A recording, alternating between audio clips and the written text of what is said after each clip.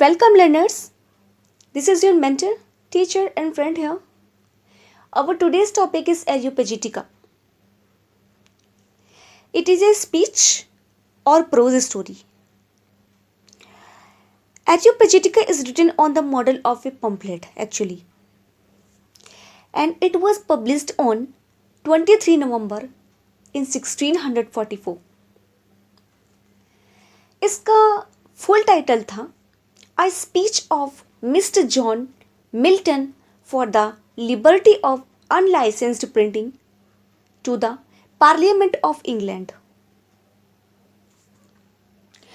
Actually हुआ क्या था ना कि 1643 में जो इंग्लैंड की पार्लियामेंट थी वो बहुत कंसर्न थी कि दुनिया भर में जो भी चीज़ें छपती हैं, जो भी प्रिंट होती हैं, उस पर उनका कोई नियंत्रण नहीं था, क्योंकि जो चीज़ें छपती थी, जो प्रिंट होती थी, वो कभी कभी अनट्रू होती थी या ऑफेंसिव हो सकती थी। तो इन सारी चीज़ों को लेकर के जो गवर्नमेंट थी, पार्लियामेंट थी जो इंग्लैंड की, वो काफ़ी कंसर्न्ड हुई। तो उसने ये सारी चीज़ों को सोच करके एक ऐसा कानून बनाया, एक ऐसा बिल पास किया 1643 में, जिसका नाम उन्होंने रखा द लाइसेंसिंग ऑर्डर ऑफ 1643। तो अब इसके तहत क्या था कि कोई भी किसी भी अथर को कोई बुक को प्रिंट कराने के लिए या किसी पम्फलेट को या किसी भी अदर रिटन मटेरियल को प्रिंट कराने से पहले गवर्नमेंट की परमिशन लेनी होती थी, और जब गवर्नमेंट उसको अप्रूव करती थी तभी जाकर के अथर अपनी किसी कंपोजिशन को पब्लिश करा सकता था। ठीक, लेकिन जॉन मिल्टन जो थे, उन्हें ये चीज़ रास नहीं आई और उन्होंने इस चीज़ के खिलाफ आवाज़ उठाई और ये पम्फलेट के मॉडल में एक स्पीच प्रोज लिखा। ठीक है, तो यही चीज़ें हम एरियोपेजिटिका में देखेंगे लाइन टू लाइन। चलिए स्टार्ट कर लेते हैं अब। Areopagitica 1644 is Milton's speech for the liberty of unlicensed printing to the Parliament of England. Areopagitica जैसे बताया अभी, मिल्टन का एक स्पीच था और ये जो पार्लियामेंट थी इंग्लैंड की, उसके खिलाफ लिबर्टी के लिए था, ये अनलाइसेंस प्रिंटिंग के लिए। ठीक है, बिल्कुल, जो सरकार की परमिशन लेनी पड़ती थी उसके खिलाफ ये इन सारी चीज़ों से ना लिबर्टी चाहते थे John Milton.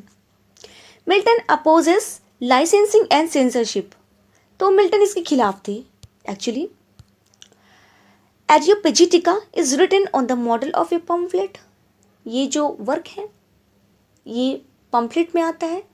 According to Jenner पूछा जाए तो अगर ऑप्शन में स्पीच है तो स्पीच को भी टिक कर सकते हैं, प्रोज वर्क दिया है तो वो भी करेक्ट है, पम्फलेट है तो भी ठीक है।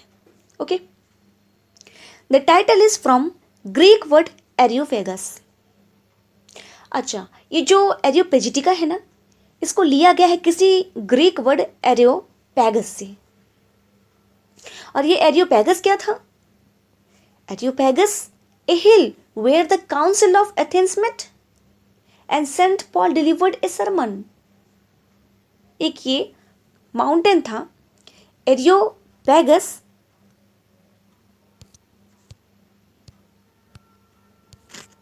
जी, Areopagus is the name of a,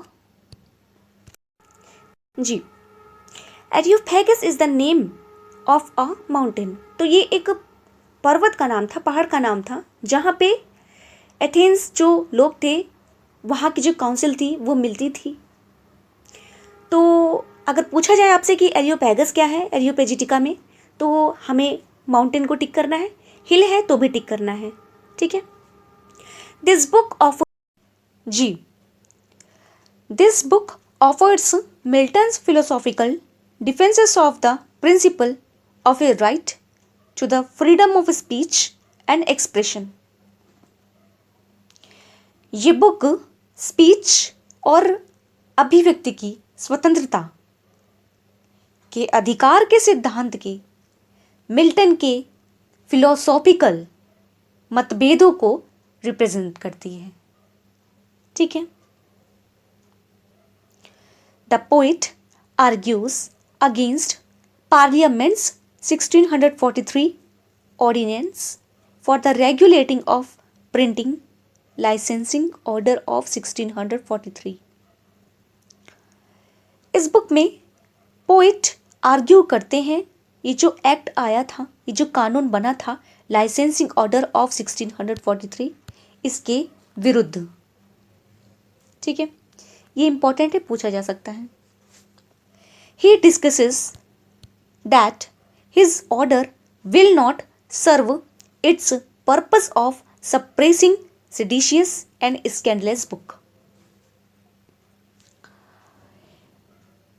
Milton discuss करते हैं कि ये ऑर्डर, सेडिशियस का मतलब होता है देशद्रोही, एंड स्कैंडलस बुक का मतलब होता है क्रिटिसाइज करने वाली बुक्स। ठीक है, निंदनीय जिसको कह सकते हैं हम। तो मिल्टन डिस्कस करते हैं कि ये जो ऑर्डर है ये देशद्रोही और निंदनीय पुस्तकों को दबाने के अपने उद्देश्य की पूर्ति नहीं करने देगा।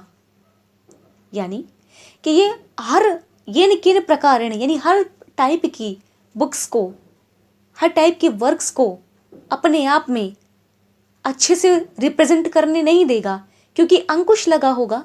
यानी जो कानून था उसके अंतर्गत जैसा पार्लियामेंट चाहेगी सिर्फ वैसी ही बुक्स छपेंगी, तो हर प्रकार के जो थॉट्स हैं वो रिवील नहीं होने मिलेगी।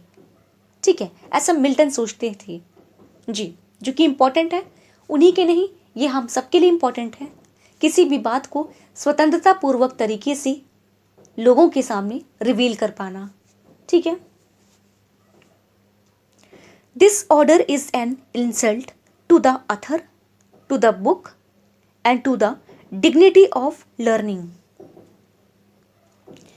ये ऑर्डर ऑथर की जो बुक होती थी वो और सीखने की गरिमा का अपमान है।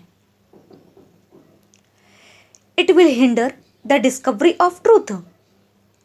और ये जो ऑर्डर था ये सत्य की खोज में बाधा डालेगा। हिंडर मीन होता है ऑब्स्टिकल, बाधा डालना, रुकावट।